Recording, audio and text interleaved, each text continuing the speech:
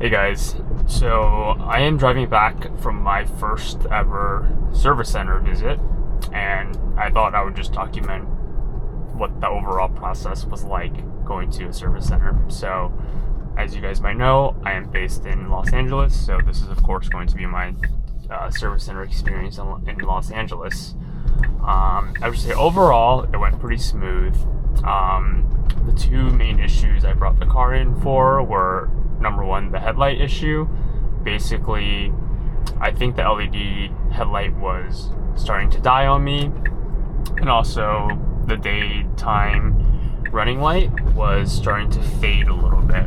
And I could tell by, when I'm driving and I see my car's reflection, I can see that the driver's daytime running light is looking very dim. So that was the first issue. The second issue was when the car goes over 50 miles an hour, there's a very annoying, almost like a cricket-like sound. And so I wanted to get that checked out. So when I arrived, right off the bat, they told me that there were no loaner cars available, which is something to keep in mind. If depending on where you are, your service centers might be busier than other cities. So if you live in an area with a very busy service center, the chances of you not having a loaner are going to be a little bit higher. So that's something to keep in mind. So for me, it wasn't really that big of an issue because I didn't live too far away from the service center, so it wasn't really that big of a deal. But for other people, it might be a bit of an issue to not have a loaner car.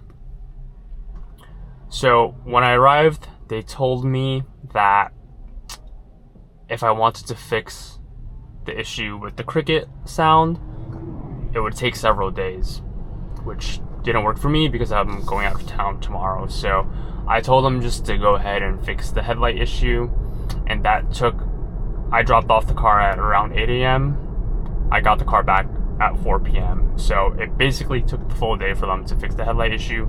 They said they were super busy. So something to keep in mind, it kind of takes a while to fix relatively simple issues.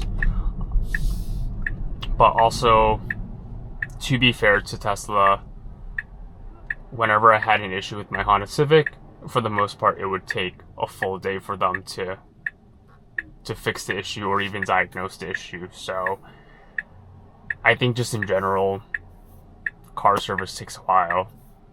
It's not really specific to Tesla.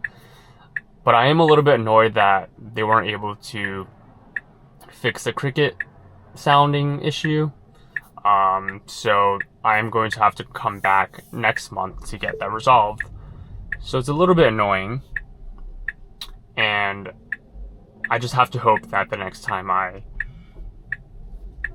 bring the car in, they're gonna have a loaner for me, because I think that fix is gonna take a little bit longer than a headlight fix, and so I would likely need to have a loaner or just be out of a car for maybe a day or two, which isn't the end of the world, right? But just a bit of an annoyance that I would rather not have. So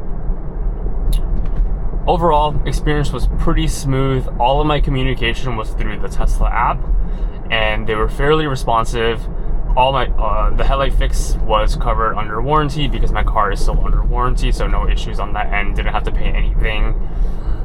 And overall, very smooth process.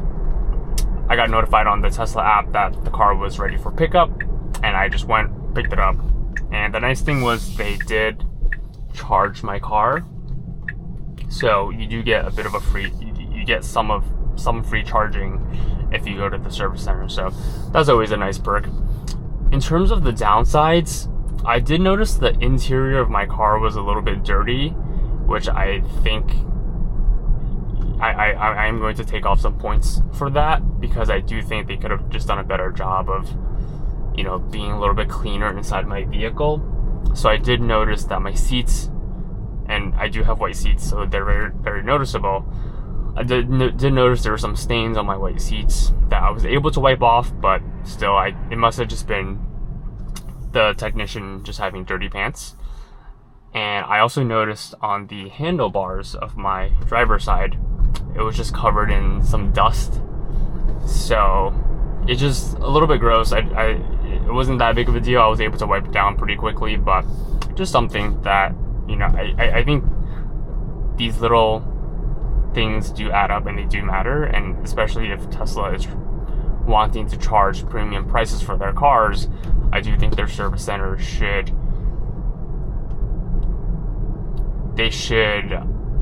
make it a point to have a overall very good experience for the customer, and that does include, leaving the car in a clean condition. So overall, not the end of the world, but just something I did notice.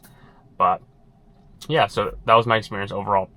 Pretty happy with it. I'm glad they fixed my headlights, and I will give an update when I go back to the service center to try to get my cricket sounding noise fixed. So stay tuned for that.